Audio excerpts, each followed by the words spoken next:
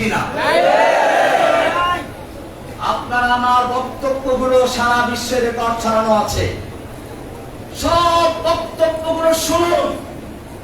Ansarullah Bangla team নামে কোন দলের নাম আপনারা যদি প্রমাণ করতে পারেন, আমি বক্তব্য ছেড়ে দিব। আপনারা আমার মসজিদে গিয়ে দেখুন, মাদ্রাসায় গিয়ে দেখুন, কোন ছাত্র শিক্ষককে অথবা কোন মুসল্লিকে আমি এরকম কোন দলের কথা বলেছি, আহ্বান করেছি, সমর্থন করেছি? যদি প্রমাণ করতে পারেন তাহলে জসিমউদ্দিন রহমানীকে জেলে নয়, উন্মুক্ত জায়গায় ক্রেন এনে তার সঙ্গে ঝুলিয়ে তাকে ফাঁসি দিয়ে মৃত্যুদণ্ড কার্যকর করবেন। আর যদি প্রমাণ করতে না পারেন, অনুরোধ করছি আজকে থেকে জসিমউদ্দিন রহমানীকে আনসারুল্লাহ বাংলা টিমের প্রধান, আধ্যাত্মিক নেতা, গুরু ইত্যাদি বলা ক্ষান্ত করবেন।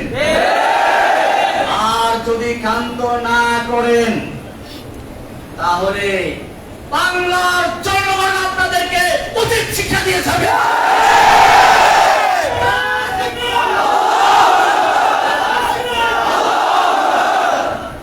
আমার আজকে বাংলাদেশ থেকে ইসলামকে নির্মূল করার চক্রান্ত করা হয়েছিল। শিক্ষা সিলেবাসের মাধ্যমে স্কুল কলেজের ছাত্রদেরকে বাংলার বাচ্চা বানাবার শুধু তাই না, আলেম আমাদেরকে কলঙ্কিত করার চেষ্টা করা হয়েছিল।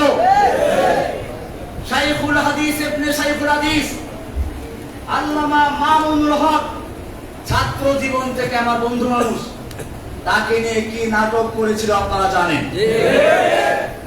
এমনিভাবে আমাদের এগুলো বিষয় আছেন মুফতি হারুন জাহার সাহেব, আল্লাহ তাকে জাযা খায় দান করুন। আমার অত্যন্ত মহব্বতের মানুষ, সেজন্য আজকে এখানে এসেছি।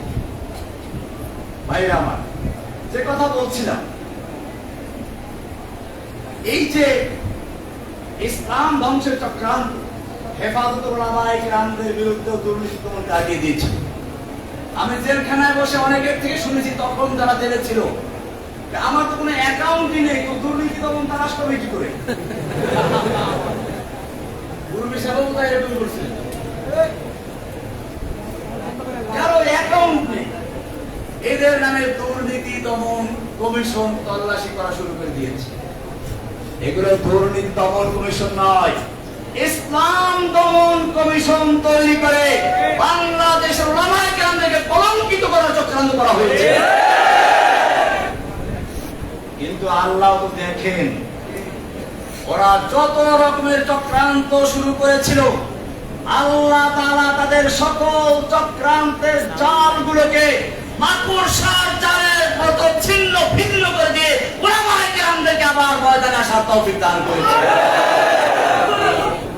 শুকরিয়া জানাই আলহামদুলিল্লাহিল্লাযী নাজ্জানা মিনাল কওমিজ যালিমিন। আল্লাহ, আমরা সকলেই তোমার দরবারে শুকরিয়া আদায় করছি। তুমি যদি এই জালেমের বিরুদ্ধে আমাদের সাহায্য না করতে, তুমি যদি আমাদেরকে মুক্ত না করতে, এই জালেম শাহের হাত থেকে আমাদের মুক্ত করার কোনো শক্তি ছিল না। মুক্ত করেছেন কে? আল্লাহ সুবহানাহু ওয়া তাআলা। কাজে আমাদের শুকরিয়া আদায় করতে হবে, তাই না? শুকরিয়া কিভাবে আদায় করব? শুকরিয়ার প্রথম ধাপ হচ্ছে আল্লাহ রাব্বুল আলামিন যখন যে নিয়ামত দান করেন, সেই নিয়ামতকে ব্যয় করার জন্য বিরুদ্ধে কত রকম প্রপাগান্ডা ছড়াচ্ছে।